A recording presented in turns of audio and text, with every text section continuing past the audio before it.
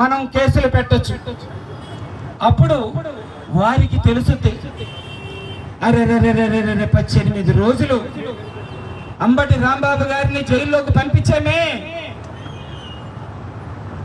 మీరు తీసుకునేటువంటి లంచాలు పట్టుకున్నప్పుడు మీరు కూడా జైల్లోకి పోక తప్పదని చెప్పేసి చెప్తా ఉన్నా. మీరు సంపాదించినటువంటి అక్రమ ఆస్తులు ఇప్పుడు కాదు, మా మనోభావాలు దెబ్బతిన్నాయని రేపు జగనన్న అధికారంలోకి వచ్చిన తర్వాత గెలుస్తున్నామనేటువంటిది మాకు తెలిసే లోపే ఊర్లు ఖాళీ చేసి పోవాల్సినటువంటి పరిస్థితి వస్తుందని చెప్పేసి చెప్తా ఉన్నా. పోలీసు వారు ఇప్పుడు చేస్తున్నటువంటి దుర్మార్గపు పోలీసు వారు ఈ రాష్ట్రాన్ని వదిలిపెట్టి పోవాల్సిందేనని చెప్పేసి చెప్తా ఉన్నా. ఎందుకంటే పోలీసు వ్యవస్థకి పెద్దలకి చెప్తా ఉన్నా, మీ యొక్క పోలీసు వ్యవస్థని మీరు కాపాడుకోండి. మీ పోలీసులంటే మాకు గౌరవం ఉంది, మీ పోలీసులంటే ప్రజలకు విశ్వాసం ఉంది, మీ పోలీసులంటే మీ చట్టం అంటే ఖచ్చితంగా ప్రజలకు విశ్వాసం ఉంది. కానీ మీకు గౌరవం లేదు, పోలీసు వ్యవస్థ మీద మీకు గౌరవం లేదు, చట్టాల మీద పోలీసులకు గౌరవం లేదు, వాళ్ళు చేసేటువంటి పనుల మీద పోలీసులకు గౌరవం లేదు. మరి మేమేం చేయాలి? ప్రశ్నిస్తున్నాం. మొదలైంది ఇప్పుడు. ఆ ప్రశ్నలో ఎక్కడతో ఆగదు, ఖచ్చితంగా నియోజకవర్గాలకు వ్యాప్తి చెందుతుంది. ఈ రాష్ట్రంలో మొట్టమొదటిసారిగా నిరసన దీక్ష చేస్తున్నటువంటి మొదటి అడుగు ఇదేనని చెప్పేసి చెప్తా ఉన్నా. రాంబాబు గారు వేశారని చెప్పేసి చెప్తా ఉన్నా. ఇది నియోజకవర్గాలకు వెళ్తుంది, మండలాలకు వెళ్తుంది, గ్రామాలలోకి వెళ్తుంది. నిరసన దీక్ష చేయాలంటే ఇంత పెద్ద డయాస్ చేయాలని నేను అనుకోవాల్సిన అవసరం లేదు, ఇంతమంది జనాలు రావాల్సినటువంటి అవసరం లేదు. మీరు కలెక్టరేట్ దగ్గర కానీ, మీరు మండల ఆఫీస్ దగ్గర కానీ, మీ సచివాలయం దగ్గర కానీ మీరు కూర్చొని మీ నిరసన తెలియజేయొచ్చు. ఈ రాష్ట్రంలో చేస్తున్నటువంటి ఈ దుర్మార్గపు పోలీసులు చేస్తున్నటువంటి ఈ యొక్క దీన్ని ఎండగట్టడానికి ఖచ్చితంగా మనం దీక్ష చేయొచ్చు అని చెప్పేసి చెప్తున్నా. చంద్రబాబు నాయుడు గారు ప్రచారం అప్పుడు చిత్తూరు జిల్లా అంగళ్ళలో పోలీసు వాళ్ళని కొట్టండ్రా, తరిమి కొట్టండ్రా అన్నారు. సిగ్గుందా మీకని చెప్పేసి చెప్తున్నా.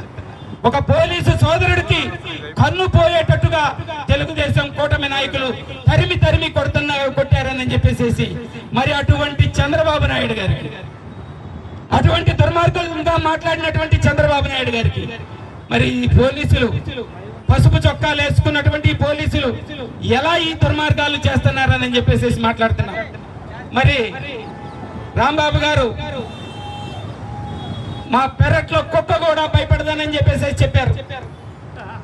అంతే, అర్ధరాత్రి ఎత్తుకొని వెళ్ళిపోయారు. మరి ఖచ్చితంగా మీరందరూ కూడా తొందరలో వేమూరు రావాల్సినటువంటి అవసరం ఉంటుంది. ఎందుకంటే తొందరలో నన్ను కూడా ఎక్కడికైనా తీసుకెళ్లి ఏ జైల్లోనైనా వేసి వారిని పంగదీల్చారు, మమ్మల్ని అయితే ఎర్రగొడతారని చెప్పేసి చెప్తున్నా. అయినా దేనికి తగ్గేది లేదు, ఆగేది లేదు. ఆల్రెడీ చెప్పాం, మేము ఆల్రెడీ ఇంట్లో కింద పడుకుంటా ఉన్నాం, ఫ్యాన్ తీసేసి పడుకుంటా ఉన్నాం, చెప్ప ప్లేట్లు, సత్తు ప్లేట్లు అన్నం తింటా ఉన్నాం. దేనికి భయపడం? చంద్రబాబు నాయుడు గారు, లోకేష్ బాబు గారు, పవన్ కళ్యాణ్ గారు ఈ రాష్ట్రంలో ఇప్పుడున్నటువంటి జైలు చాలు. నియోజకవర్గానికి ఒక జైలు కావాలని చెప్పేసి చెప్తున్నా. మేము జైలుకు పోవడానికి సిద్ధం. రేపు జగన్మోహన్ రెడ్డి గారు అధికారంలోకి వచ్చిన తర్వాత మీకు దమ్ముందా, మీ గ్రామాలలో ఉండేటువంటి సత్తా మీకుందా అని చెప్పేసి అడుగుతా ఉన్నాను నేను. పోలీసు వారికి కూడా చెప్తున్నా, ఇప్పుడు చేసేటువంటి అకృత్యాలు చేస్తున్నటువంటి పోలీసు వారికి చెప్తున్నా, ఎక్కడుంటారు మీ ఆస్తులు, ఎక్కడుంటాయి మీ కుటుంబాలు, ఎక్కడుంటాయి మీకు సంబంధించినటువంటి బంధువులు, ఎక్కడుంటారు మిత్రులు, ఎక్కడుంటారు అన్ని కూడా ఈ రోజున డిజిటల్ బుక్ లోకి ఎక్కుతా ఉంది. మీ వివరాలన్నీ ఎక్కుతా ఉన్నాయి. డిజిటల్ బుక్ ని దాటిపోవాలంటే మీరు సక్రమంగా ఉండండి. మరి ఏమడిగారు?